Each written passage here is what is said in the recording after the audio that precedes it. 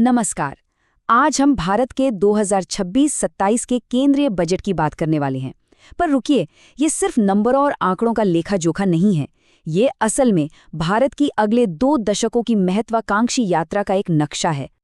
तो सबसे बड़ा सवाल यही उठता है कि आखिर ये बजट 2047 तक विकसित भारत के लक्ष्य को हासिल करने में कैसे मदद करेगा। आइए अगले कुछ मिनटों में इसी रोडमैप को समझने की कोशिश करते हैं। हम इस पूरी चर्चा को 5 हिस्सों में बांटेंगे। सबसे पहले हम इस बजट के पीछे की मूल सोच यानी 3 कर्तव्यों को समझेंगे। फिर हम देखेंगे कि अर्थव्यवस्था को रफ्तार देने के लिए क्या-क्या किया जा रहा है। इसके बाद आम लोगों पर निवेश की बात होगी, टैक्स में हुए बदलावों को जानेंगे और आखिर में हम विकसित भारत के पूरे रास्ते पर एक नज़र डालेंगे। तो चलिए पहले हिस्से से शुरू करते हैं। इस बजट की पूरी इमारत 3 कर्तव्यों की नींव पर टिकी है। इसे समझना इसलिए जरूरी है क्योंकि ये सिर्फ पैसों का हिसाब किताब नहीं है, बल्कि एक सोच है जो सरकार के हर फैसले को दिशा देगी। और इस सोच का जो अंतिम लक्ष्य है वो है विकसित भारत। ये सरकार का एक विजन है कि 2047 तक जब भारत अपनी आज़ादी के 100 साल पूरे कर रहा होगा, तब वो एक विकसित देश की कतार में खड़ा हो। इस बजट के सारे प्रस्ताव इसी एक बड़े लक्ष्य को ध्यान में रखकर बनाए गए हैं।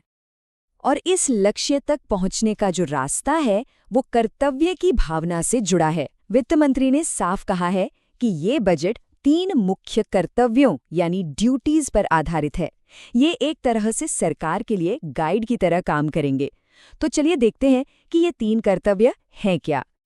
तो पहला कर्तव्य है आर्थिक विकास की रफ्तार को और तेज करना।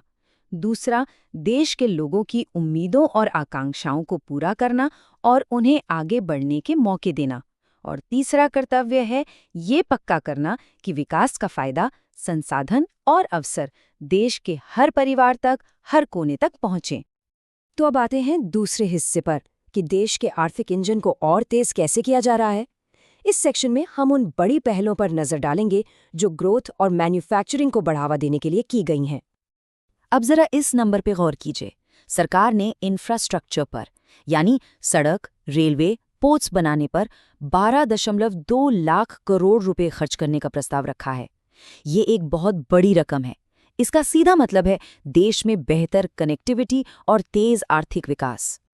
इंफ्रास्ट्रक्चर के अलावा सरकार मेक इन इंडिया को और मजबूत करने के लिए इन 7 खास क्षेत्रों पर फोकस कर रही है।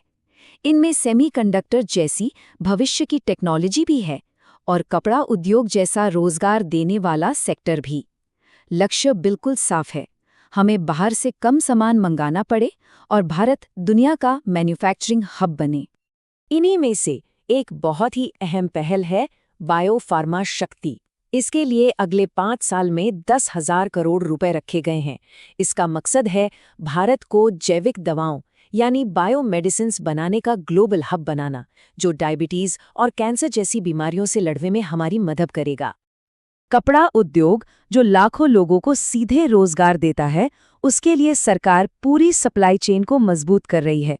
मतलब कपास उगाने वाले किसान से लेकर धागा बनाने, कपड़ा बनाने और फिर उसे बेचने तक हर स्टेप पर मदद की जाएगी। वित्त मंत्री का ये बयान सरकार के इरादे को साफ दिखाता है। उनका कहना है कि जो रिफॉर्म एक्सप्रेस है यानी सुधारों की जो गाड़ी है, वो अपनी रफ्तार पर चलती रहेगी ताकि आर्थिक लक्ष्यों को समय पर हासिल किया जा सके।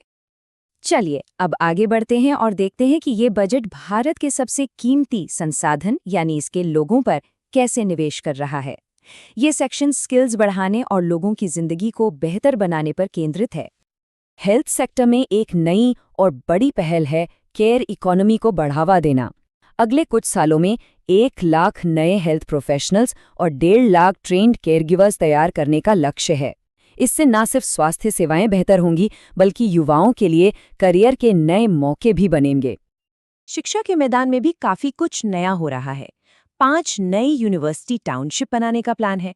हर जिले में लड़कियों के लिए एक हॉस्टल बनाया जाएगा। 15,000 स्कूलों में एनिमेशन और गेमिंग से जुड़ी लैब्स बनेंगी और एक नया नेशनल इंस्टीट्यूट ऑफ डिजाइन भी खोला जाएगा। और ये नीतियां सिर्फ कागजों पर नहीं हैं, ये सीधे लोगों की जिंदगी को छू रही हैं।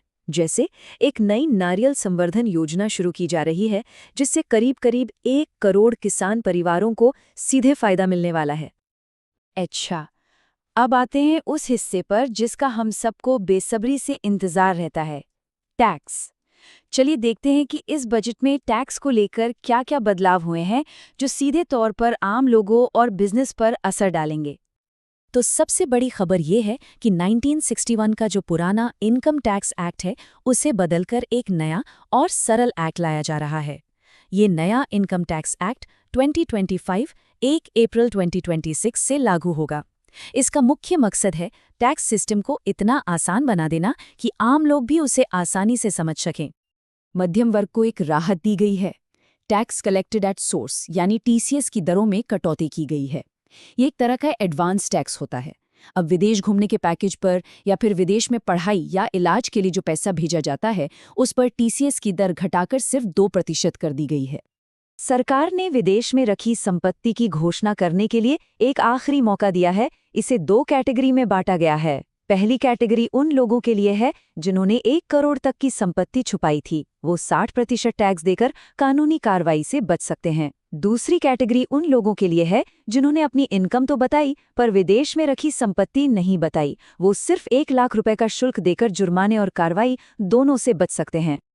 तो आखिर में चलिए बजट की ओवरऑल फिस्कल हेल्थ यानी वित्तीय सेहत को समझते हैं और देखते हैं कि आगे का रास्ता कैसा है। ये सेक्शन हमें बताता है कि सरकार अपने खर्च और कमाई में संतुलन कैसे बना रही है। ये आंकड़ा सरकार के वित्तीय अनुशासन को दिखाता है। राजकोषीय घाटा, जो सरकार की कमाई और खर्च के बीच का अंतर होता है, उसे और कम करने का लक्ष्य रखा गया है। घाटे में ये कमी अर्थव्यवस्था को स्थिर बनाती है और सरकार पर कर्ज का बोझ भी कम करती है।